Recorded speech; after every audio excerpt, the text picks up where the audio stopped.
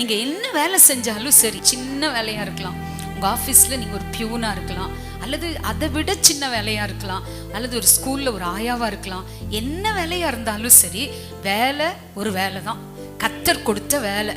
அந்த வேலையில கர்த்தருடைய வார்த்தை சொல்லுகிறது, ராஜாவின் தயை விவேகமுள்ள பணிவிடைக்காரன் மேல இருக்குமா. உண்மையா வேலை செஞ்சா உங்க மேல மனுஷங்க உங்களை உயர்த்தணும்னு நினைக்கிறாங்களோ இல்லையோ, கர்த்தருடைய தயை உங்க மேல இருக்கும். எத்தனை பேர் ஆமீன் சொல்றீங்க? ஒரு என்ஜினியர் கிட்ட ஒரு ஆள் வேலை செஞ்சான், 20-30 வருஷம் வேலை செஞ்சுட்டப்போ என்ஜினியருக்கு பயங்கர சந்தோஷம், நல்லா வேலை செய்யறானே அப்படின்னு சொல்லிட்டு. கொத்தனார் சொன்னா, எனக்கு வயசாயிருச்சு, இனிமேல் என்னால வேலை செய்ய முடியாது ஐயா, அதனால நான் வீட்டுக்கு போறேன், என்னுடைய குடும்பத்தோடு கூட நான் போய் இருந்துக்கிறேன், இத்தனை காலம் உங்களுக்கு நான் உதவி செஞ்சேன், உங்க கூட இருந்து வேலை செஞ்சேன், ரொம்ப நன்றி, நான் என் வீட்டுக்கு போறேன்னு சொன்னேன். அப்போ இன்ஜினியர் சொன்னாரு, சரிப்பா, போறதுக்கு முன்னாடி இன்னும் ஒரே ஒரு ப்ராஜெக்ட் இருக்கு, ஒரே ஒரு கட்டடம் இருக்கு, அதை மாத்திரம் நீ முடிச்சுட்டு நீ அப்புறம் போகலாம் அப்படின்னு சொன்னாரு. சரி, நீ ஓகே சொல்லிட்டான். ஓகே சொல்லிட்டு பில்டிங் கட்டுறதுக்கு ஆரம்பிக்கிறாங்க. அது ஒரு வீடு தான். வீடு கட்ட ஆரம்பிக்கும் போது மற்ற வீடுகள் எல்லாம் 7-8 மாசம் கட்டினவன் இந்த வீட்டை 30 நாள்ல கட்டி முடிச்சிட்டான். அப்போ அவரு,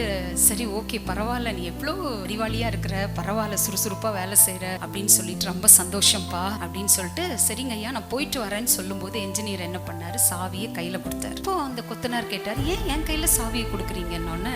இது உனக்கான வீடு தான் அப்படின்னு சொன்னாரு. ஐயோ, அப்பதான் அவன் தலையில இடி விழுந்த மாதிரி இருந்துச்சு. அடடா, முதலே தெரிஞ்சிருந்தா ஒரு 12 மாசத்துக்கு இந்த வீட்டை நானு கட்டி இருந்திருப்பனே, நல்லா தண்ணி ஊத்தி இருந்திருப்பனே, நல்லா இன்னும் பொருட்கள் எல்லாம் உண்மையா வாங்கி போட்டிருப்பனே, மணலை போட்டு கட்டி இருந்திருப்பனே. இனி செய்ய முடியுமா? காலங்கள் போயிருச்சு, வாய்ப்புகள் முடிஞ்சிருச்சு. தண்ணியில பைப் திறந்து விட்டா தண்ணி வரும், நிப்பாட்டிட்டோம்னா என்ன ஆகும்? அவ்வளவுதான், முடிஞ்சுது.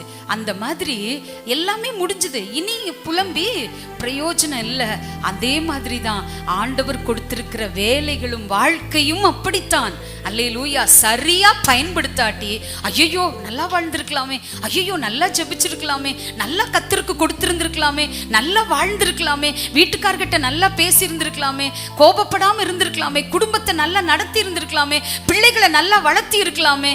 அடிக்கடி சொல்லுவேன், கடலில் கலந்த நீர் திரும்ப வராது.